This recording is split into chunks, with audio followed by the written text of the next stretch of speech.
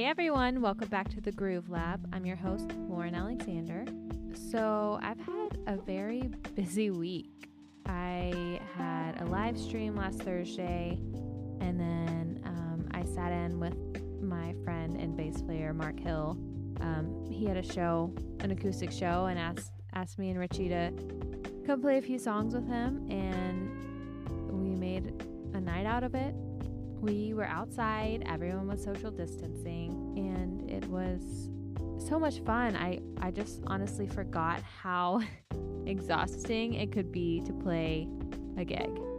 You know, it's been like 6 months since I've played, and it's kind of crazy the amount of lyrics that I forgot, the amount of guitar chords I forgot.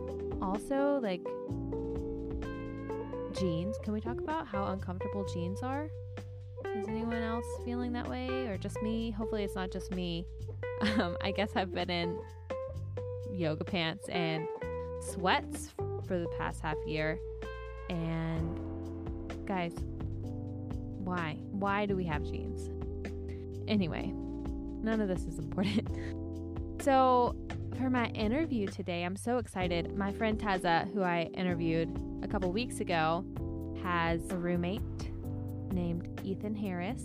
He is hilarious. I have seen him on her Instagram stories a ton, but I really didn't know anything about him. But we got to talking, and she told me he was on season 13 of American Idol, and he made it to the top 30, which I just think is super cool. So I am excited to talk to him all about his experience with that and see what's going on with him now. Let's get him on the phone.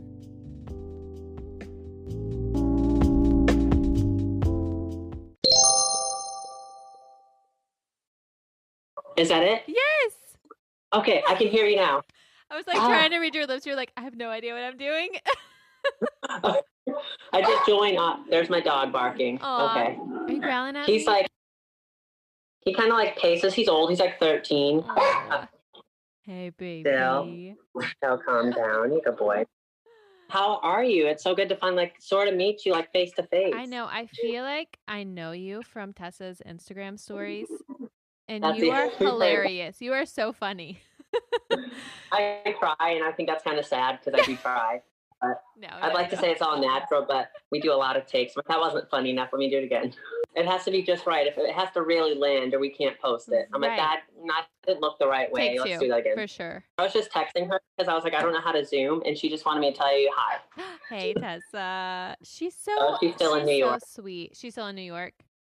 Okay, yeah. I have a question about her. Is she always like glamorous? Because because I like rolled out of bed for our interview, and I look like this. My hair is like a mess, and she's just like perfectly like. No, every single time. There was an event I was working for my work. It was like an induction ceremony. I work at the Hall of Fame, Musicians Hall of Fame. Oh, that's cool. And so I was like, do you want to like come like to the show? And she's like, sure. And she comes, it's like this full on sparkly, just like makeup all perfect. Her hair's perfect, and everyone's just like, that's your roommate? And I was like, yeah. And then we met Dolly Parton together. And of course, Tessa and Dolly had the same pants on basically because they both love like, you know, glitter and like sparkly things. And they were like bumping booties, and they were just like, I'm like, what it like? So yeah, she's like, Dolly is like her aunt. So she's like a mini Dolly Parton. That's amazing. I can see it. So that's, yeah. Oh yeah. But that's definitely her. I can vouch for that one. That's so funny. Yeah, she doesn't know how to tone. We literally have a little picture frame in our living room. I think it says, if it's not sparkling, it's not right, or something like that. One of those things. Like, that's you amazing. Are a little too much, but I love her. Yeah, she's awesome. So you were on American Idol.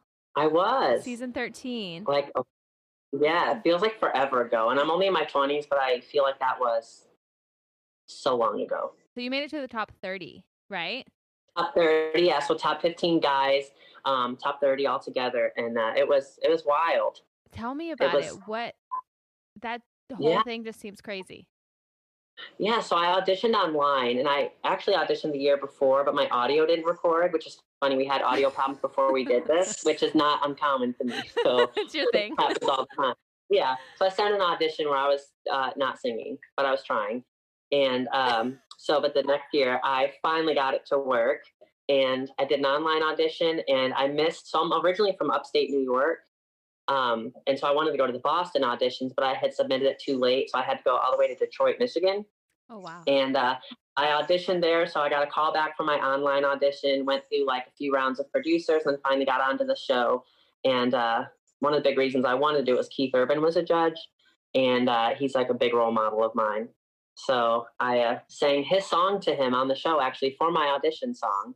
I sang You'll Think of Me, and I had a drawing of him that I did as well, and I had him sign it. And so for me, like the best part of my whole Idol experience was my audition, because that was like my first encounter with Keith Urban ever. And I'd really been wanting to meet him for a long time leading up to that. And then after that, it was like Hollywood week, and I was just like sick, like run down the whole time. So it's like up at 3 a.m, and then like you don't go to bed and you're just practicing the whole time. And that was wild, but it really teaches you like how to work with your stamina and how to handle a lot of pressure. Yeah, I bet. So that was good. So was everyone super nice? Honestly, they were so nice. I'm not just saying that. Like, it blew my mind. I'd done like a little X Factor thing before that. I won like a local thing that sent you down to like front of the line pass. And I had like, dealt with like some people, and that was cool too. But Idol just stood out as far as like the producers, the judges were always super nice. Like, I didn't ever have a problem with anyone. Like, they're so sweet. And I just was not expecting that, because I'm like, you think you're going to Hollywood, everyone's going to be like a diva and just like super mean. And they were nice, and I loved it. That made it so much easier. I bet. And I watched your audition this morning, and you didn't seem nervous at all. Were you nervous?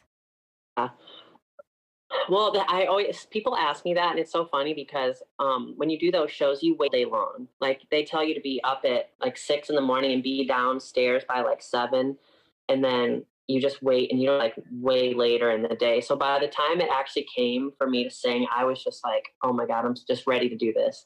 And but I was still nervous because it was Keith Urban, and I was singing his song to him. So once I got in, I was just like a little nervous, but I was more so just ready to go because it was just a really long day.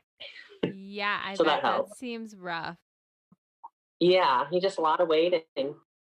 So after Idol, what have you been doing? I know you just released a new single. I did. That's my most recent project, which I'm so pumped about. It's super cool. What else have I? You like it? I love it.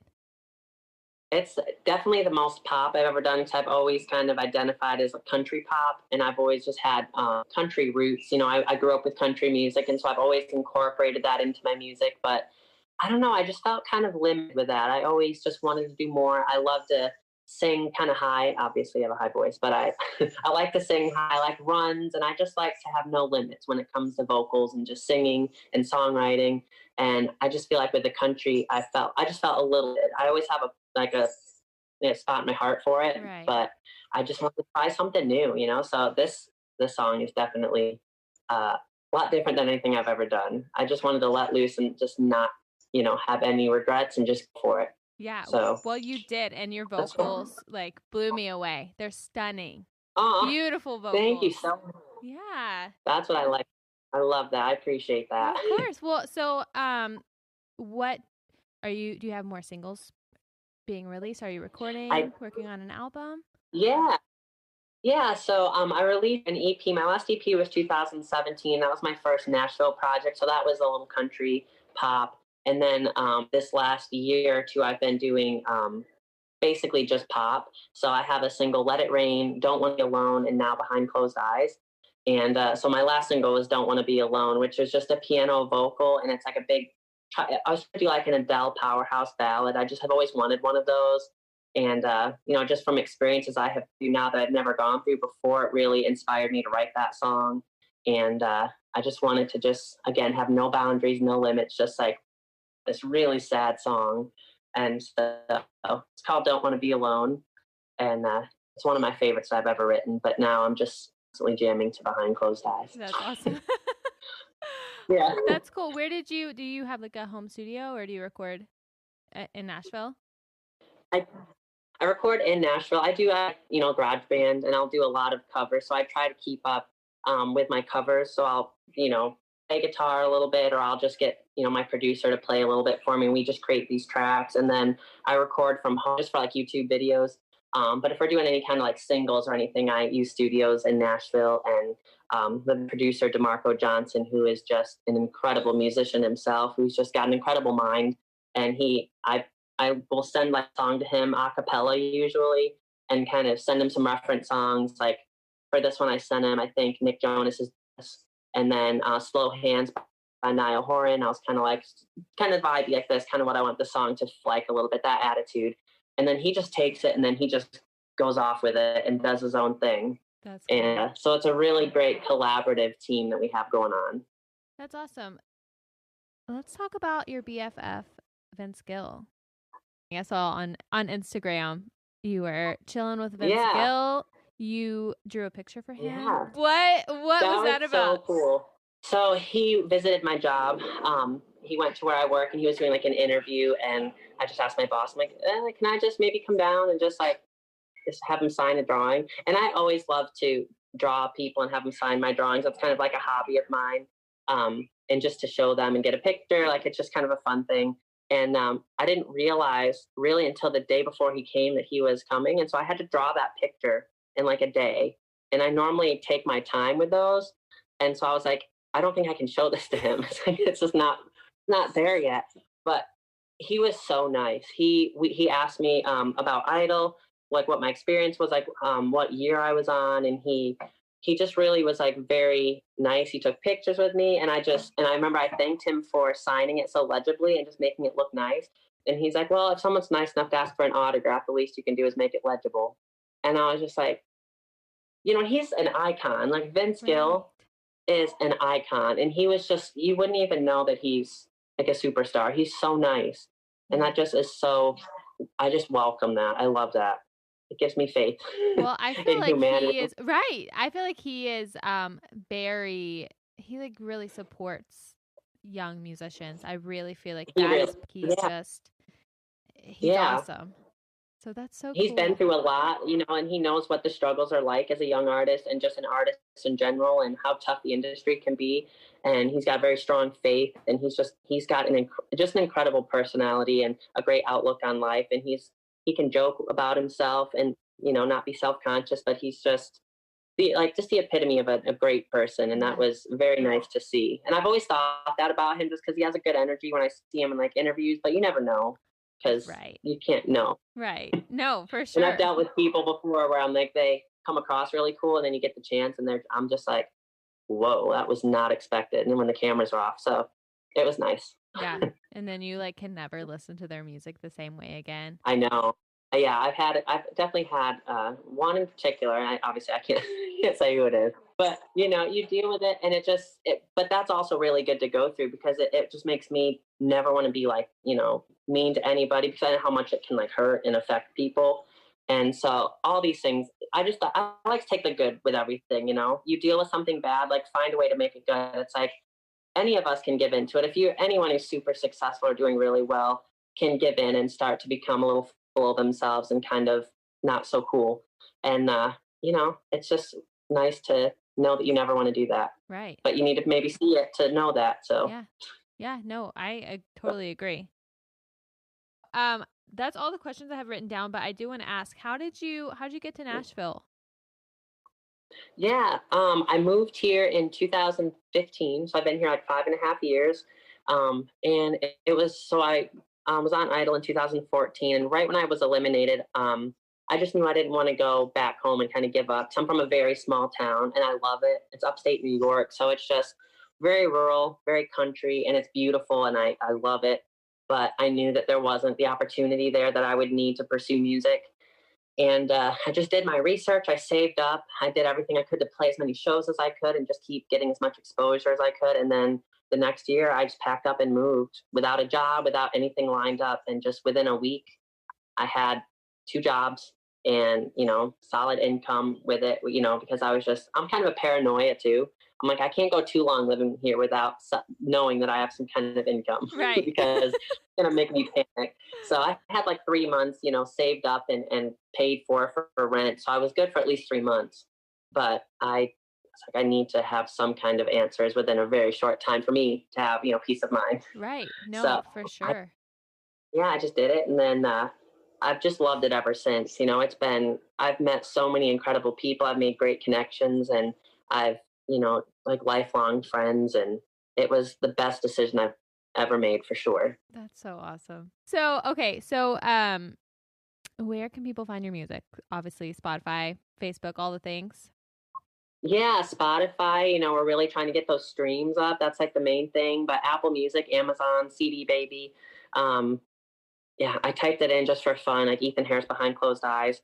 And all these things came up in different languages and all these things. So it is literally available everywhere. Wherever you are. Yeah. But those are the main ones. Cool. And YouTube, yeah. And we're working on a music video, I will say, too. We don't have a date yet, but I do know it's going to be epic, and it's going to be very soon. That's so exciting. Congratulations. Yeah. I can't wait to watch it. Thank you. I can't wait for people to see it.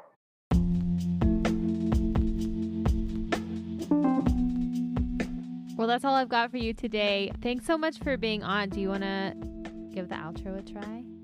Thank you guys so much for tuning into this week's episode of The Groove Lab, and stay groovy. That was perfect. Thanks so much, Ethan. I'll talk to you later. See ya. Thank you. All right. Bye.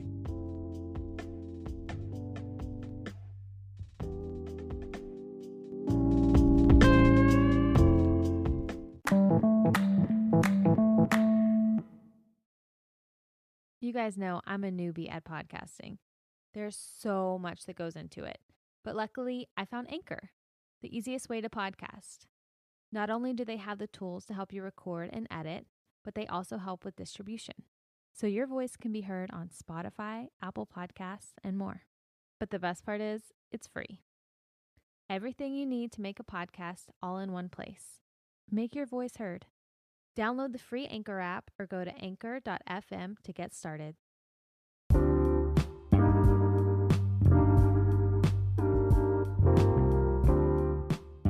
All right, guys, the song of the week. I'm here with my friend Jeff Odom. What's happening, people? Anyway, so the song we chose is Gonna Catch Up by Dana. Kind of I don't want to say weird. It's not weird. It's very cool. It's a very cool song. It's just, I would have never heard this song unless she had submitted to our song of the week playlist. Listen, I looked at the link you sent me and her picture, and I instantly thought I was clicking on somebody who was from 1982, maybe the new wave in the 80s. It had that look, the colors and everything, and the music itself was just took me back in time to that era of new wave in the 80s. Well, she's freaking cool. Like, yeah, completely. It says she's a Nashville-based indie pop artist. Her name's Dana. I think it's Dana. Dana. I think it's Dana. I'm just gonna read her bio really quick. Okay, go ahead. So she just released her retro-inspired debut EP, Electric. It's filled with lush, layered vocals. Oh, I like this glittery synths and just a little bit of punchy guitar. This record flashes moments of clarity to listeners in the darkness. And yeah, she has a really cool look. She does, and she's got a really cool song. Yeah, totally, completely. So she's out of Nashville? Yeah, it says she's out of Nashville. I gotta admit, though, I never, ever loved 80s music. I despised 80s music, honestly, until you joined the band and constantly were playing Toto. And, like, seriously, like, I fell in love. Well, you know what was always cool? Listen, yes, behind the scenes, I'm a huge Toto fan because of the drummer, Jeff Porcaro. His style of playing really spoke to me, and I really emulated everything he did. And so I did play a lot of Toto on drums, and I listened to Toto all the time. But what was really cool was Lauren and Richie would constantly send me videos of them singing along and playing along to like Africa or Rosanna, even when we lived in Nashville and I was back in Texas, they would send me these short videos of them going down the road listening to Toto albums. And I love that so much because, when I first met you, when you were 17 years old, you didn't want to have anything to do with, and I'm older than y'all, and the 80s that was my high school years. Right. And so that was my jam, and I met the guys. I've been to their concerts. I've been backstage with them. I hung out with the guys. And so, it's just, they were the soundtrack of my childhood. Yeah. Well, I'm all about the 80s now, man. Like I love it. I educated you. I appreciate it. I grew up in a time period which I get the best of both worlds, Lauren, because being born in the 70s, raised in the 80s, and a young man in the 90s, I get to see all these different changes. And listen, I was 22, 23 years old when Nirvana and Pearl Jam hit, and that was everything. Those albums represent something to me way more than just the music. It was a time period. It was the women in my life, the girls in my life, and what I was doing during that time period. And honestly, to me, the album Pearl Jam 10, and that album to me is a perfect album from the very beginning to the very end. It was a complete album. The same with Nirvana, complete albums, to where as soon as I put it in, I want to hear every song. Devour it all. In order, because it was written to be heard in that order. Yeah. And a lot of bands nowadays don't get the chance to do that because they release singles, Right. and they don't entire albums anymore. But they used to be, you stick that album on, you want to hear every song because there's reasons for those songs to be chosen in that order. Yeah. I think that is like, the internet is mostly freaking badass, but like that is the curse of the internet, because you have to constantly be doing something, and you almost constantly have to reinvent yourself and put out so much content so quickly that albums, and plus nobody's buying albums anymore. Right. Everybody just downloading these singles off of or even just streaming them, so you're not buying anything, so you don't really get that. Listen, there was a time period when an album dropped, you're at the record store and you're buying that album, right, waiting on that certain album. Now you're pre-ordering it on iTunes, and right, it just shows up on your phone one day. It's like, oh yeah, the album now. It's cool. So there is so much that has been lost because of the internet. We've gained more than we've lost. Yeah. But culturally, we've lost a lot. It is hard because I feel like you kind of have to be pushing things and putting things out, and like you said, reinventing yourself before you even have a chance to really feel it. Or at least that's how it is for me, and that's why social media for me is just exhausting. I don't like to just put out fluff, Mm-hmm. Like if I say something, I want it to be important, not just because. Well, you've always been that way, and that has not, you've always been a little older than your age, and a lot of people will just want content, no matter right, what the quality, and you are the exact opposite. You want quality over content. You are your biggest critic yourself, and nothing's ever good enough. And so you won't put anything out. But that's a bad thing. That's something I've been trying to overcome for the past couple of years, because you can just be left behind so quick. Yeah, you can be left behind and out of sight, out of mind. There's no way, if you're not constantly posting or getting yourself out there, someone's going to take your place. Right. I want to say, if I had millions of dollars to be able to focus on creating and writing music all day, every day. I don't even know where I was going with this, but I don't know. I just wonder how different that would be. Because right now, like, we've talked about this a lot. Like I know I'm not alone in this. It's so hard to feel your poetic soul and express that when you're like struggling to pay your bills, or you're struggling, you're like, okay, well, I've got this and this due. Like, should I sit down and write a song, or should I like go figure out how I'm going to pay my rent? So I just wonder. I don't even know. All of that works itself out, Lauren. The world has a way of working the things out in your life that needs to be worked out. And stressing over them doesn't make things better. That's true. Also, down the road, whenever it is better than this time, we're probably going to have tons of things to say. And of course, there's stuff that can come out of this. I mean, you just think about, and honestly, I have to be honest with you, Lauren. I've said this before and I'll say it again. After all of this, the pandemic is over and the election is over and people start getting their life back to normal again and the bars completely open again, the music revolution that's going to take place is going to be huge. Because you think about it right now, the music that is being put out on a wide scale around the country, for the most part, is not great in my opinion. Right. And I think there's a lot of music out there that's ready to be heard. And I don't know how it's going to come about, whether we're going to have a new version of Woodstock or what. But there's some artists out there that's going to be writing some great music that needs to be heard. And I just feel it. I feel it's going to happen. There's going to be a swell of music because you have all these people who are very artistic and are needed to express themselves, and they haven't been able to for the last half year.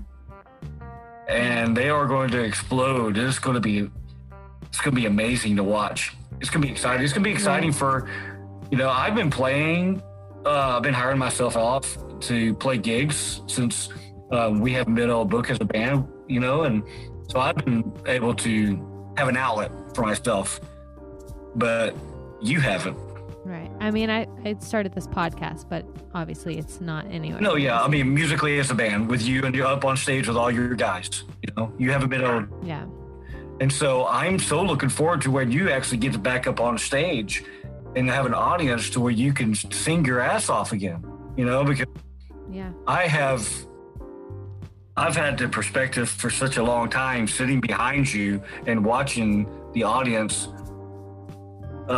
see their eyes when they start hearing you sing and the look on their face go, oh my God, where did that voice come from? And where do these songs come from? And I'm like, it's coming from her, and you shock people so much by your talent and you've been bottled up for a while, obviously, even before the pandemic, you're learning how to being a mama.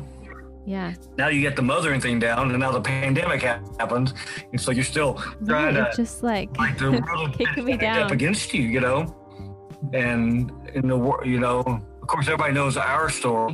When you got pregnant, we went for a while with you playing, and then you had enough, and you took a break, Right. And so I took off to go earn some money, because I knew we weren't going to be touring any. And so everybody knows I went out and took a bunch of money from the oil field, which has helped the band out and helped me out financially. But those 2 years of not playing music with you full time, that was a struggle for me. I struggle because, I was living a lie, Yes, I was enjoying all the money, and you were enjoying all of my money. Jeff had to fill my car up with gas more than one time. Yes. But I was more than happy to help, that I've been doing. That's my pleasure. Money's meant to spend, I will say, after I had Rhodes and everything kind of stopped, we played a couple shows here and there, but like I was kind of like put into this box of motherhood, and I didn't know who I was, and I would look in the mirror, who is this person? It's like, she's tired, like what does she have to contribute? But once I was able to, you told me to take a deep breath, and I was like, Jeff, I haven't taken a deep breath. And I remember that moment. Yeah. We were at the gas station. You were filling my car up with gas. And you told me to take a deep breath. Because you were like, your eyes were just all over the place, and you wanted to talk to me, but your car was on fumes. I was like, get in the car. Get in the car. I'm going to take you to the gas station. And you get out. I said, fill it up. And you just had that look in your eyes like, Lauren, breathe. Take a breath. And you did. And you're like, oh my God, that's the first time I've taken a breath. And it reminds you. True. I will never forget that moment because I had not taken a deep breath in however long, a year or 2 years. And you need to take, everyone right now, if you're listening, take a deep breath and like really know that everything's going to be okay. Like just do it because it's true. You told me to do that. And then I started to remember to do that. And I started feeling better. And out of all those hard times came one of our new songs, Catch a Break. Yeah. And that's one of the songs that's going to be on our new album, Field Notes. And it's really, it's a personal song. It's very personal. Every time I've played it or I've let someone listen to the recording, I've been very nervous because I'm mostly a happy person, and if I'm not happy, I still put on that front. Like it's hard for me to show like my weakness. You know? I get it. Yeah.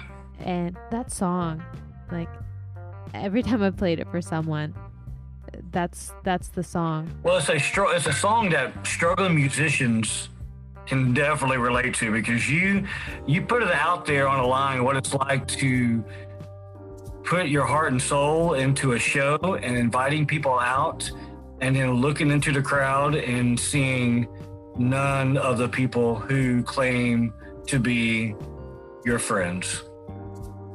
Yeah, and it's hard. It's heartbreaking. It's heartbreaking. It's hard, yeah. You know? Yeah. You're already an artist. You're already feeling more than an average person, because no one picks up a guitar and writes a song without lots of feelings going into that song, you know? And so you're already vulnerable for emotions. And you've already been very emotional. At least with me, you've been very emotional. You might hide it with other people. I'm just an emotional mess. You know, and you told me from the very beginning that this was it. This is all you knew how to do. You had no backup plan. Your life was music and only music, and that's all you knew was music, how to make a living playing music. You knew you wanted to be a mom, and you knew that you were going to be a mom, but you was right. Lauren Alexander, and you still wrote songs. You still sang. You got this voice that was God-given and this ability that was God-given. It would be quite a shame if you did not continue that journey down that road of your, right. Loss of vision of not knowing who you were anymore, because you were lost. Right. You were struggling. I was struggling out there in the oil field because I was not being true to who I was. But I made a commitment to do that for multiple reasons, knowing that you and I weren't going to be able to perform because, you were not doing that at this point. We were taking a break. We're not taking a break anymore.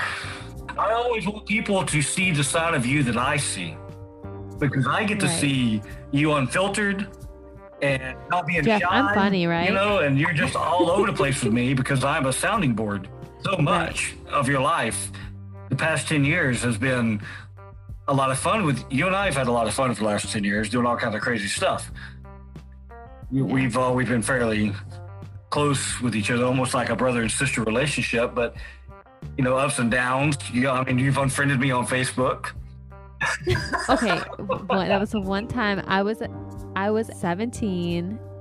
I don't even remember. I know what it was because I made a comment. I know. That you didn't let's not bring it up. Which I thought I was being funny, and you did not play. Right. That just goes back into me being emotional. But whatever. I would never unfriend you on Facebook. Just probably on Instagram. No, I'm just kidding. I'm just kidding. Well, I feel like this is getting too long. So let's end this here. Hope you guys enjoyed listening to me and Jeff ramble. We'll see y'all next week. All right, guys. See you next Wednesday. Stay groovy.